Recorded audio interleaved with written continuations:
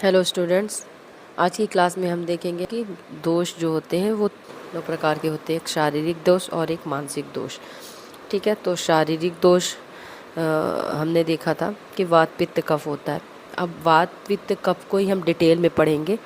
तो हम देखेंगे कि वात पित्त कफ में पहले क्या पढ़ना है, वात की व्युत्पत्ति एवं निरुक्ति, कहाँ से उसकी निरुक्ति हुई है, कहाँ से व्युत्पत्ति हुई है, ये सारी चीज़ें हम देखेंगे।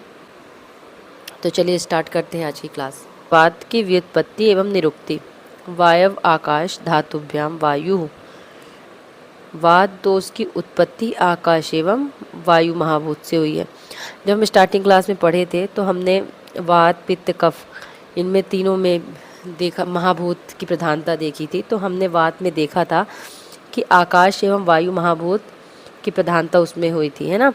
तो जो वात दोष की उत्पत्ति होती है तो किससे होती है, आकाश एवं वायु महाभूत से। सृष्टि में सभी पदार्थ पांच भौतिक है, जैसे पहले भी हम पढ़ चुके हैं, सर्व द्रव्यम पांच भौतिकम, मतलब सृष्टि में जो द्रव्य हैं पांच भौतिक होती हैं। हमारे शरीर में रहने वाला वात दोष भी महाभूतों के गुणों को धारण करते हुए प्रधान रूप से आकाश एवं वायु महाभूत से ही उत्पन्न होता है। जो दोष होते हैं ना, तो ये धारण करते हैं आकाश और वायु महाभूत का। आकाश एवं वायु से उत्पन्न होने के कारण वात दोष में शब्द एवं स्पर्श गुण विशेष रूप से विद्यमान रहते हैं। आकाश एवं वायु से क्या उत्पन्न होता है, तो वात दोष में शब्द एवं स्पर्श, है ना। तो आकाश में क्या होता है, शब्द होता है, वैशेषिक गुण आकाश का शब्द है और वायु का स्पर्श है। इसमें भी स्पर्श का नैसर्गिक या प्रधान गुण है। वायु को स्पर्श नहीं किया जा सकता, नैसर्गिक गुण है, केवल महसूस किया जा सकता है। वायु को स्पर्श नहीं किया जा सकता, किंतु वायु स्पर्शनेंद्रिय द्वारा महसूस किया जा सकता है। वायु की शीतलता का अनुभव स्पर्शनेंद्रिय द्वारा किया जा सकता है। सुश्रुत सूत्र में वा गति गंधन्यो रीति धातु, अर्थात वा गति गंधन्यो धातु से कथ प्रत्यय लगाने से वात शब्द निष्पन्न हुआ है। मतलब वात शब्द कहाँ से निष्पन्न हुआ है, तो ये वा गति गंधनियों में धातु है ये, है ना। इसमें कथ प्रत्यय लगाने से वात शब्द निष्पन्न होता है। अब वा गति गंधनियों धातु में अब गति का अर्थ क्या होता है, तो गति का अर्थ है निरंतर गतिशील रहना, हमेशा गति करते ही रहना, ज्ञान प्रदान करना और ज्ञान प्राप्ति करना। अब इसमें आगे आता है गंधन।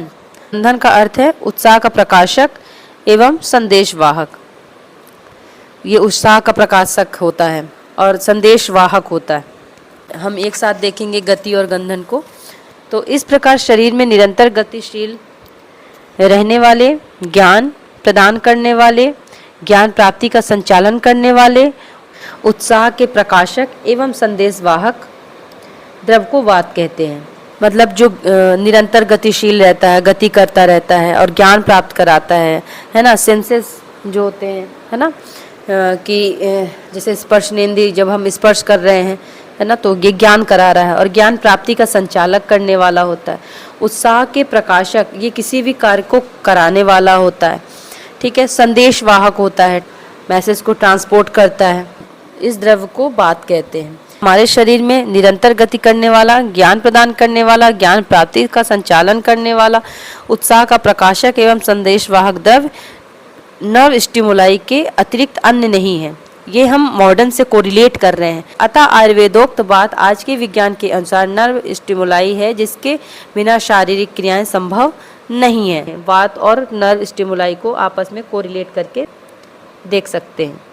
आगे हम वात के पर्याय देखेंगे। वात के पर्याय क्या है, वायु, समीर, वात, पवन, मरुत, मारुत, समीरण, अनिल, सदागति आदि, ये वात के पर्याय होते हैं। वात दोष की प्रधानता।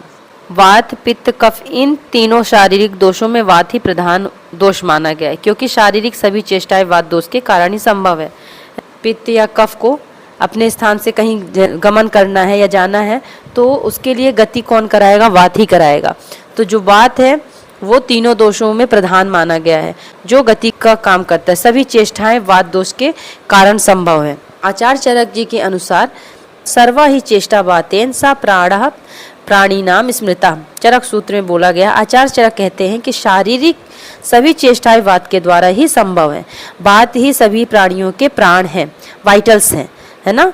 तो शारीरिक जितनी भी चेष्टाएं हम करते हैं तो हम वात के द्वारा ही वो सारी चेष्टाएं कर पाते हैं, है ना। इसीलिए उन्होंने क्या कहा कि प्राणियों के प्राण है। चरक चिकित्सा में एक श्लोक चरक जी ने बताया, वायुर आयुर्बलम वायुर वायुधाता शरीरीणाम वायुर्विश्वमिदं सर्वं वायु वायुश्च कीर्तिता।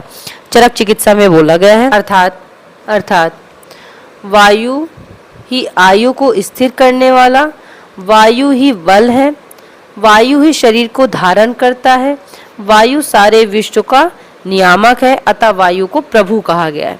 आचार्य सुश्रुत अनुसार स्थित्युत्पत्ति विनाशेषु भूतानामेष कारणम, अर्थात सृष्टि की स्थिति, उत्पत्ति और विनाश, इन तीनों अवस्थाओं का एकमात्र कारण वात ही है ना। सृष्टि की स्थिति कैसी है, उत्पत्ति कैसी है और विनाश कब है ना। तो उसमें एक ही कारण है। अगर विनाश हो रहा है तो वात का ही कारण है, और उत्पत्ति हो रही तो ही वात का है, और अगर स्थिति में है तो भी वात ही उसमें कारण है। अब वायु को विश्वकर्मा कहा गया है ना।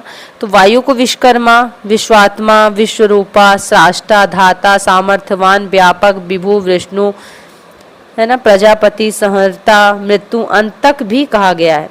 विश्वकर्मा सृष्टि अथवा शरीर की स्थिति, उत्पत्ति और विनाश का कारण, विश्वात्मा सबकी आत्मा, विश्वरूपा अनेक रूप धारण करने वाला, सृष्टा सृष्टि अथवा शरीर का निर्माण करने वाला, धाता शरीर को धारण करने वाला, सामर्थ्यवान सभी कार्य करने में समर्थ है, तभी तो हम चल पा रहे हैं, घूम पा रहे हैं, हाथ पैर चल रहा है ना, तो वात की वजह से। व्यापक है, सभी जगह व्याप्त है, ठीक है, तो शरीर में सभी जगह व्याप्त रहता है। विभु सर्व शरीर व्यापी अथवा विश्व व्यापक होता है। विष्णु जी सृष्टि को चलाते हैं, है ना, तो ऐसे ही वात जो है वो अपने शरीर को चलाता है, इसलिए उसको सृष्टि का संचालक कहा गया है। प्रजापति राजा होते हैं प्रजापति। संहर्ता सृष्टि संहारक होता है ना, अगर वो चाहे तो सृष्टि का संहार कर दे। मृत्यु का कारक होता है, मृत्यु में यही कारक होता है, अगर प्राणवायु निकल गई तो मृत्यु हो जाती है। अंतक सृष्टि अथवा शरीर का अंत करने वाला होता है, इसलिए इसको अंतक भी कहा गया है। अर्थात सृष्टि अथवा शरीर का संचालक एवं पालन भी वात ही है, तथा सृष्टि अथवा शरीर का संहारक भी वात ही है। अतः वात दोषों में प्रधान होता है कि संचालक भी वही है, पालक भी वही है, हर चीज़ का संचालन कर रही है, शरीर को क्या करना है नहीं करना है, ठीक है, और पालक भी है, उसकी रक्षा भी कर रही है, ठीक है, तथा सृष्टि अथवा शरीर का संहारक भी है, और संहार भी शरीर का कर सकती है। तो तीनों दोषों में प्रधान कौन है? वात। श्लोक है, अचिंत वीर्यो दोषाणाम नेता रोग समूह राट, अर्थात वायु अद्भुत शक्ति युक्त दोषों में प्रधान तथा विकृता अवस्था में अनेक रोगों को उत्पन्न करने वाला होता है। रोग क्या? रोग समूह राट, बहुत सारे रोगों को उत्पन्न करने वाला। दोषाणाम नेता, तीनों दोषों में जो नेता है वो वात है, और अगर ये विकृता अवस्था में आ गया तो अनेक रोग उत्पन्न करने वाला होता है। चार बागभट्ट जी के अनुसार विभुत्वाद आशुकारित्वाद बलित्वाद अन्यकोपनात् स्वातंत्र्याद बहुरोगत्वाद दोषाणाम प्रबलो अनिल, अर्थात विभु सर्वव्यापी होने से, आशुकारी जल्दी कार्य करने से, बलवान होने से, अन्य दोष धातु मलों को कुपित करने से, स्वतंत्र रूप से कार्य करने से, अनेक रोग कुपित होने पर रोग उत्पन्न करने से, सभी दोषों में वात को ही प्रबल कहा गया है। विभु इसलिए कहा गया क्योंकि वो सर्व शरीर व्यापी होता है, पूरे शरीर में व्याप्त होता है, ठीक है। आशुकारी जल्दी कार्य करने से, तो बलवान होने से बलवान भी होता है, अन्य दोष धातु मलों को कुपित करता है। ये जैसे दोषों में प्रधान बोला गया है, तो ये सभी दोषों को जो अगर कुपित हुए हैं तो उसमें वात ही मेन कारण होता है। स्वतंत्र रूप से कार्य करने वाला, ये किसी के दबाव में नहीं आता, ये स्वतंत्र कार्य करता है जो उसको करना है, क्योंकि संचालक होता है ना, कहीं भी जाना है तो खुद से ही जाता है, ठीक है। अनेक रोग कुपित होने पर उत्पन्न करने से सभी दोषों में वात को ही प्रबल कहा गया। आचार्य सारंगधर जी के अनुसार पित्तम पंगु कफम पंगु पंगवो मल धातवा वायुना यत्र नियंते तत्र गच्छन्ति मेघवत। मतलब पित्त भी पंगु होता है, पित्त लगड़ा होता है, कफ भी लगड़ा होता है, मल धातु भी लगड़े होते हैं। कैसे? क्योंकि ये सभी जो होते हैं ना दोष जो हैं, पित्त, कफ है, मल है, धातु है, जो भी है ना, ये सब कर्म अकेले करने में असमर्थ होते हैं। ये स्वयं भी अपने काम नहीं कर पाते हैं अगर वात नहीं है, अर्थात वात के बिना ये सब अकेले अपना कर्म नहीं कर सकते। वात दोष ही इन्हें अपना कर्म करने की प्रेरणा प्रदान करता है। वायुना यत्र नियंते तत्र गच्छति मेघवत। जिस प्रकार मेघ अर्थात बादलों को वायु जहाँ उड़ा ले जाती है वहीं जाकर बादल वर्षा करते हैं, उसी प्रकार पित्त, कफ, मल एवं धातुओं को वात जिस कार्य के लिए प्रेरित करता है ये सब उसी प्रकार अपना कार्य करते हैं। जिस प्रकार हायर सेंट्रल ब्रेन से नर्व स्टिमुलस मिलता है उसी के अनुसार पित्त एंजाइम, हार्मोन्स, केमिकल, कफ, बॉडी फ्लूइड्स, धातु, टिश्यूज एवं मल अपना अपना कार्य करते हैं। बिना वात के प्रेरणा के पित्त, कफ, धातु, मल अपना अपना कार्य नहीं कर सकते। अतः वात ही हमारे शरीर में कंट्रोलिंग एजेंट है। किसी कार्य को करने या न करने का सर्वाधिकार वात दोष को ही प्राप्त है। शरीर में जहाँ जिस वस्तु की आवश्यकता है वहाँ उसको यह प्राप्त कराता है। इंद्रियों का विषय ग्रहण वात का ही कार्य होता है। वात के गुण पढ़ेंगे। सूक्ष्म शीत लघु सूक्ष्म चलो अर्थ विशदा खरा विपरीत गुणैर दिव्य मारुतः संप्रशाम्यति। चरक सूत्र में बोला गया है ये।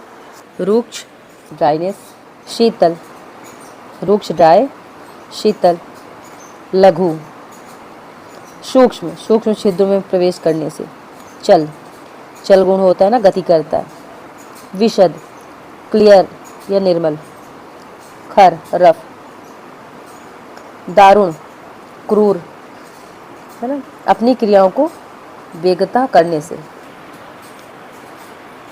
बहु मल्टीटास्किंग होता है, फास्ट किसी काम को जल्दी जल्दी करने वाला होता है, पुरुष खर, खर होता है, योगवाही चिकित्सा स्थान में बोला गया है। और ये जो तीन बोले गए हैं बहु, शीघ्र, पुरुष, तो ये विमान स्थान में बोला गया है। आचार्य सुश्रुत जी का देख लेते हैं।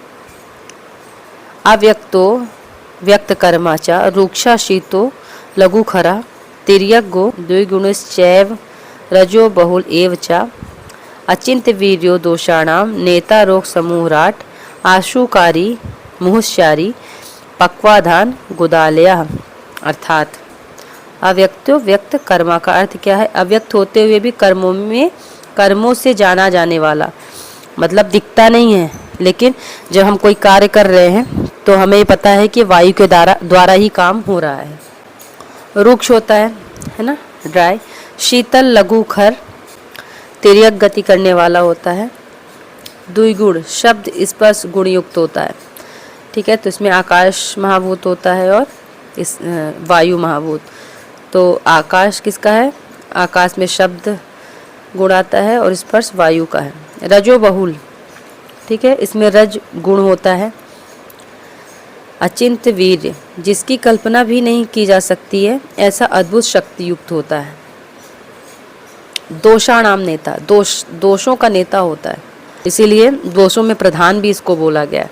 रोग समूहराट, विकृतावस्था में, अगर ये विकृत हो गया बात तो रोगों का समूह बना देता है, मतलब शरीर में अनेक प्रकार के रोग उत्पन्न करता है। आशुकारी, शीघ्र करता, किसी भी काम को बहुत जल्दी शीघ्रता से करता है। उपरोक्त गुण युक्त होते हुए महान वात पक्वाशय एवं गुदालय में रहती है। तो वात का स्थान कहाँ है?